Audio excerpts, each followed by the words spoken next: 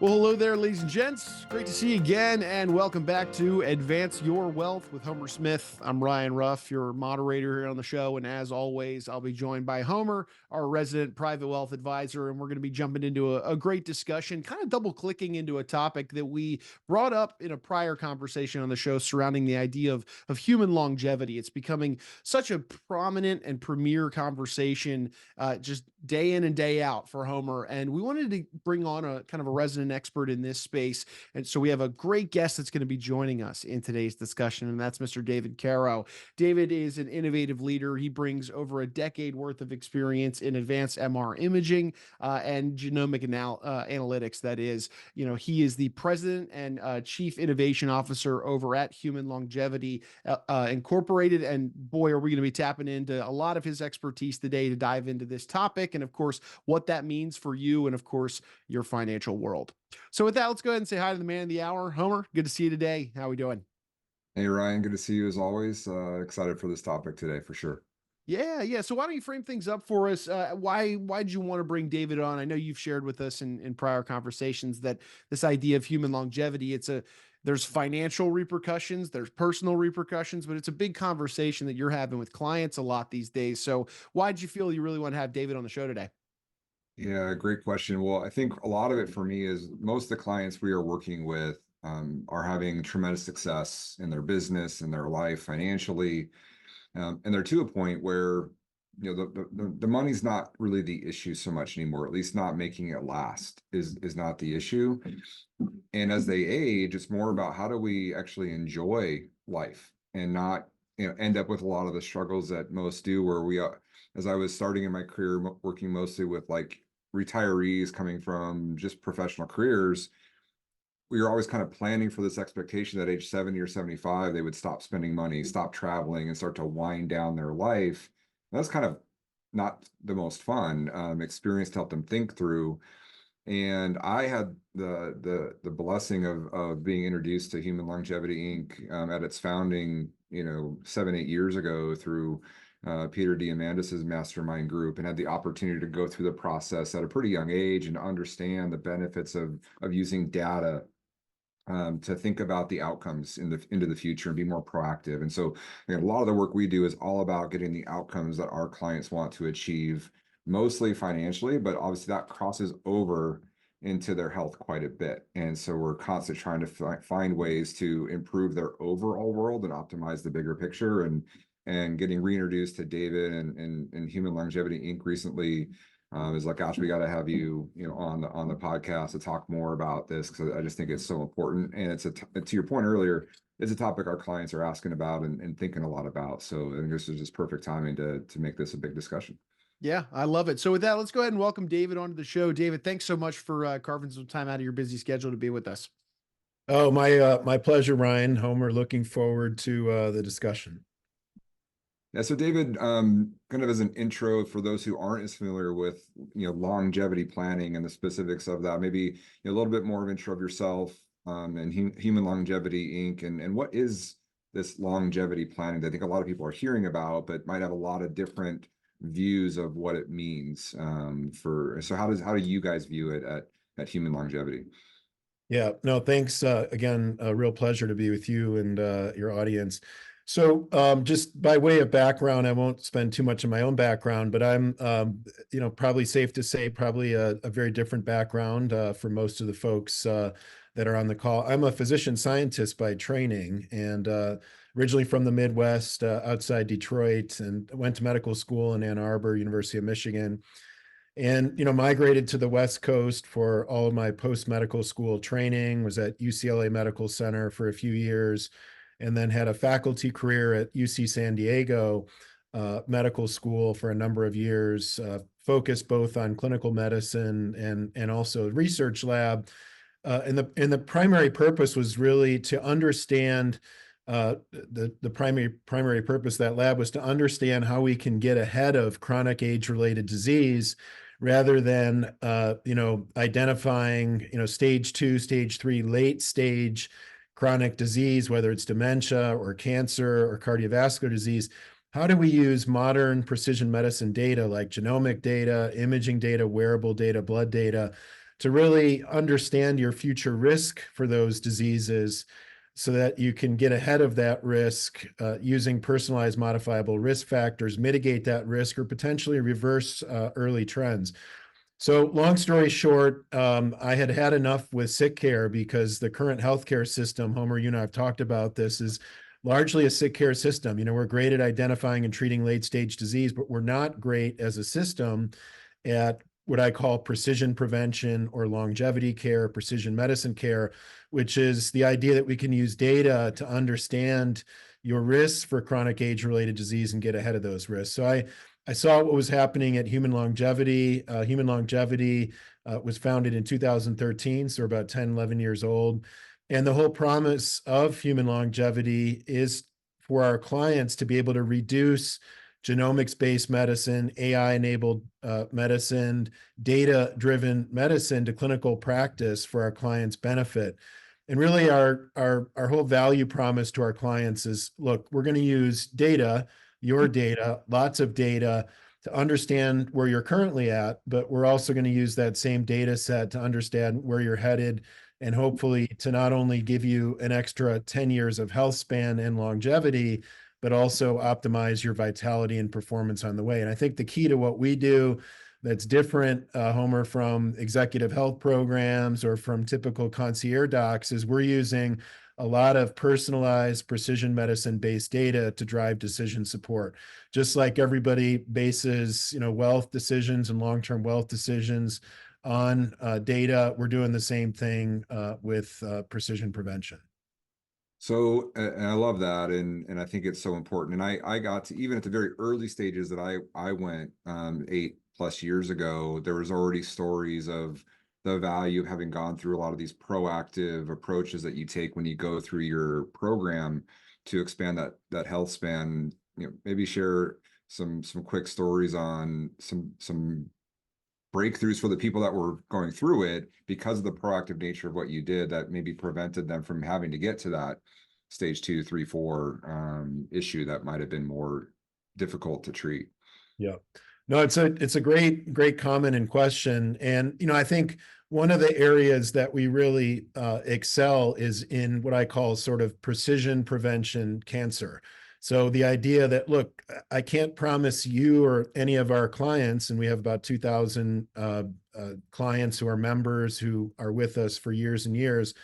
I can't look anybody in the eye and say, look, you'll never get cancer. But what I can say is in the year 2024, if you do get cancer, with whole body MRI and whole genome sequencing and liquid biopsy and Cologuard, number of other tests, that we can maximize the capability to identify that cancer at stage 1 when it's totally curable and treatable.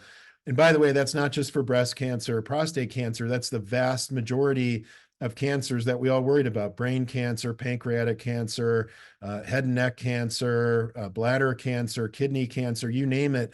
The ability in 2024 to identify cancer early has never been sharper. And so the way that is manifested for so many of our clients is that now 10,000 clients into this, our data shows that 1 in 50 of folks that come in and they're presumed healthy and for all, they don't realize that they have a cancer diagnosis, but 1 in 50 of those individuals will actually have a previously undetected early stage high-grade cancer that's very actionable. So again, that's a stage 1 cancer, could be a lung cancer, pancreatic cancer, you name it. But the key is that it's early and actionable because no one wants to find a late stage cancer. It's materially not going to make that much difference. So one, sort of anecdote, we have so many of these. Even before I joined Human Longevity, when I was still faculty at UC San Diego, I can remember one of the very first clients who went through was a former Nobel laureate who lives in San Diego, and he's been very public with this story. But he was in his mid-70s and again, sort of presumed healthy, went through our assessment, and we found a early stage high-grade mediastinal lymphoma, which is normally as sort of a uniformly fatal diagnosis, because often it's caught late after diagnosis. The patient will get short of breath and then they'll seek medical attention, but by then it's too late. We identified this at stage 1, and so he was treated with chemotherapy and radiotherapy and is alive today. But no question, a couple of years later, he would have passed from a late stage diagnosis. So we have so many examples of that, whether it's pancreatic neuroendocrine tumor, even early stage brain cancers, gliomas, early stage transitional cell carcinoma of the bladder, the collecting system, where most folks in the traditional sick care setting would get diagnosed late, but because we were able to diagnose early, these folks are living now cancer-free, in some cases 7 years later. That's amazing. And what I'm hearing from you is this, and you've mentioned it already, is this is a very data-driven approach, and not only data on the client, the customer that you guys work with, but also just on a lot of gathered data from many people going through this to be able to help identify some of these issues. When I think of longevity, or when I did prior to our conversation and kind of being reintroduced to human longevity, I think a lot of people see some of these extremely wealthy people out there that are investing hundreds of thousands, if not millions of dollars in solutions to try to extend their life. And there's lots of things out there: hyperbaric chambers, cold plunges, different supplements with people looking to live extremely long lives. So my question to you, I think probably is on the mind of many, the promise or the idea, the goal of living 10 plus extra years in a very healthy way, expanding the health span. Is this a magic elixir? Is this really, something that's credible? And maybe you can expand on it, because I'm sure you've done a lot of the data. Are some of those things out there that people hear about, legitimate as well? Are they part of your guys' process in terms of things you might recommend given certain diagnoses as you see? Yeah. So it's a great question, and we get, as you can imagine, questions like this all the time. And I have some really good news in this regard. So the first thing to comment on is that, look, we're really focused on, for our members, on health span, not so much lifespan. We focus on both, but listen, who wants to your point, who wants to live another 10 years if those are 10 crappy years, right? So our whole concept is, look, whatever years you have, let's maximize it. Maximize your vitality, your performance, really manage the trajectory of aging, I think is the way that we like to sort of qualify it. But I think, here's the really good news, and you'll hear from all kinds of folks in the longevity space, and everybody on this call. There's a lot of noise. There's a lot of, sort of bells and whistles, but not a lot of evidence-based, data-driven approaches to longevity. And so you'll hear everything about rapamycin, and you'll hear maybe NMN, which is an NAD precursor, and all of these, wild claims about, sort of magic elixirs and supplements and pills that'll give you additional years. And, the reality is none of that is proven. I mean, none of those supplements that I just mentioned are proven. But here's the good news. You don't need any of that to give yourself another 10 plus healthy years, because the data is so convincing on this, which is that, look, the only disease really that matters for all the chronic age-related disease, whether it's diabetes, cardiovascular disease, cancer, is really what we call the disease of aging, because it underlies almost every other chronic age-related disease that's out there. It's a reason why nobody gets Parkinson's in their 30s or Alzheimer's in their 30s, or even a terrible disease like Huntington's or ALS in their 30s, because the biggest risk factor by far for all serious chronic age-related disease is age or advanced age. So look, if you can keep your biologic age, not your chronological, so if you're 70 years old and your biologic age, in other words, your biochemical age is 50, you're at much less risk for all those chronic age-related diseases. So someone with even the genetic background to get Huntington's, if we can keep that person's biologic age in their 40s, we can really delay the onset of the Huntington's disease. So you might ask, well, then how do you do that? How do you keep your biologic age much less than your chronologic age? In other words, if your actual stated age is 70, how do you, look and feel and biochemically be the age of 50? And there's the good news. We have so many modifiable risk factors that in general are sort of personalized. It's everything from insulin resistance, mitochondrial support, muscle mass, bone mineral, even modifying hormones like testosterone and estradiol if they're low, reducing inflammation. Gut inflammation is a big one. And the key is, with all of this data that we collect, how do we, because you don't care what the laundry list of all this is, right? You want to know what are the most important modifiable risk factors for me personally that matter to me, that I can really target to kind of get ahead of the aging process. So that's what we do with all the data. And what it sounds like to me, and I want to make sure I say this in the right way, because in some of the conversations we've had, I think we agree the healthcare system is somewhat broken. And in my view, and this is just my opinion, that there's always a pill or a shot that is the answer, right? There's just a take this pill or take this shot and treat the issue, the symptom, but not really treat the heart of the issue. And it sounds like this goes way beyond just a prescription for a pill or for a shot, which might be part of it and might be necessary, but there's so much more to the approach that you guys take beyond just maybe the medicine for it, that there's so much more to it than just the medicine. Is that accurate? Yeah. No, it's really fair. I mean, I think what our sick care system is good at, unfortunately, again, is treating late stage disease. And a lot of that is symptom based. So your cholesterol's high. If you have Parkinson's, we use levodopa to replace the dopamine. But what is the root cause of the high cholesterol? Is it inflammation? Is it genetic predisposition? What is the root cause of Parkinson's? Actually, Parkinson's, it's not a disease of dopamine dysfunction. It's a disease of mitochondrial dysfunction. So how do we, give your body more mitochondrial support? And there's many ways to do that.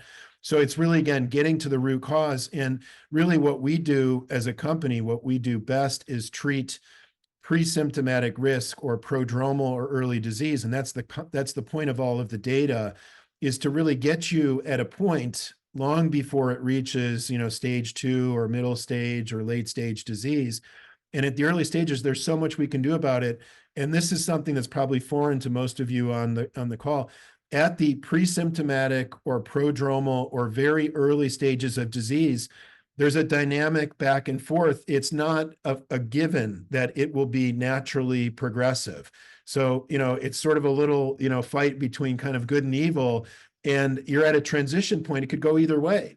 And what we find in our clients is that if we can identify sort of prodromal or very early disease, we can often not only mitigate progression. That's already pretty cool, right? We can mitigate your progression, but in some cases, if we have a very sort of tailored, personalized approach based on the data, we can reverse even serious disease like mild cognitive impairment, a precursor to dementia, even reversed sort of early coronary artery disease, certainly reversing prediabetes and diabetes. And again, the key is to identify the earliest stages with data, and then based on the data, identify the most important personalized modifiable risk factors. And so there's really so much you can do so long as you have the data. And that's the key. Our clients work with a concierge physician in our medical group, but together we're using data to drive decision support. So kind of goes back to this, obviously seems like logically this approach makes the most sense. Our system doesn't work this way, right? And we even talked prior to this call that it may have to get worse before it gets better. But if David was in charge and Human Longevity was in charge of the system, how would you try to change it? What would you do differently to try to make this more of the way we approach healing people in this country versus sick care? Yeah. Well, many of you on on this call are well aware, unfortunately, that right now in the U.S. we spend about 20% of our GDP, 20 cents on every dollar, on healthcare. And by the way, that's way more than any other country on the planet. Asian countries, Western European countries, way more by a long shot. And by comparison, we spend 4% of our GDP on military spending. So this is a massive investment. And maybe that would be okay if we were getting this awesome return on the investment, but actually neither are true. So we're spending wildly, and actually our return is actually one that's declining. So our life expectancy used to be in the United States around 79, 80 years of age. It's actually declined in the last several years to about 77. It's still going down. And by the way, this preceded COVID, so we can't blame COVID on this. But it doesn't matter. For a country that spends 20 cents on every dollar on their healthcare, this should not be happening. And the reason is we don't actually really have, as you point out, a healthcare system in this country. We have a sick care system. So if you're, on planet Earth and you want to get treated for late stage disease, there's actually no better place on the planet than the United States of America. But if you want to instead get ahead of disease using data and precision prevention, it's probably one of the worst places to go. So I think the good news is that there's companies like ours and there's others like us. And I think this may largely have to be driven by the private sector. And you know who else who gets this are self-insured corporations, because they're ultimately spending more for their employees' healthcare and getting less. So we're working with a number of self-insured corporations to offer kind of a less sort of concierge white glove version of our membership that really does two things. It improves outcomes, but it also at scale reduces costs. So I think really what we do, Homer, at scale, we call it longevity care now, but really at scale, it's actually value-based care. What is value-based care? It's improving outcomes while controlling costs. The only way to do that is three things. How do you improve outcomes while controlling costs? It's got to be data heavy, it's got to be platform and AI heavy, and it's got to be in some ways physician light, because we have so much powerful data. So that's kind of how I see it. Man, David, this is such an informative conversation that we could just continue to pepper you with questions, but we want to be respectful of your time and just really appreciate all the value you shared with us today. For anybody out there who is interested in learning more about what you and your team do at Human Longevity, or would like to just open up a dialogue, learn more, any of the things, what would be the best way somebody could reach out to you and your team and just, open up that conversation? Yeah. So go to our website, humanlongevity.com, and you'll find a link to our client services, and you can enter some contact information, and they'll be in touch. But just to kind of close on that, our care model is not like an executive health where it's kind of a one and done. You go, like the Mayo Clinic once a year and you get a bunch of tests. And we're also not like a typical concierge doctor, where it's sort of still a very superficial approach. We're actually somewhere in between. So we're ongoing care. Our members join us as members. It's ongoing, it's longitudinal, it's not a one and done. So we have yearly 3-5-year memberships, but the whole concept is you have a concierge longevity doctor who's sort of your quarterback physician, but you're getting, as part of this, really a data upload, whole body MRI, whole genome sequencing, wearables, blood data, and it's ongoing and longitudinal. We're using that data on an ongoing basis to kind of work with you on your longevity and performance goals. But go to our website, humanlongevity.com, and you'll find out more. Very cool. Well, David, again, really appreciate you carving some time out of your busy schedule to be with us. And, we'll have to circle back and have another conversation down the road and check in. Yeah, my pleasure, Ryan Homer. Thank you. And I hope all of you think about the longevity care space, whether it's our companies or others, get involved. Of course. Well, folks, we're going to take a final moment, as we always do, and thank you all, our audience, for stopping by and spending time with Homer, David, and myself today on the show. If you enjoyed today's conversation, you learned a thing or two, I know I did, you want to make sure then that you subscribe to the show on whichever platform you checked us out on today, so that you don't miss out on any of these great conversations where Homer and I either dive into some wealth management, different topics, or we bring on an esteemed guest and get a look into their expertise in their world. Before David and Homer, I'm Ryan. We're going to go ahead and say so long, but we appreciate you stopping by and being with us on Advance Your Wealth.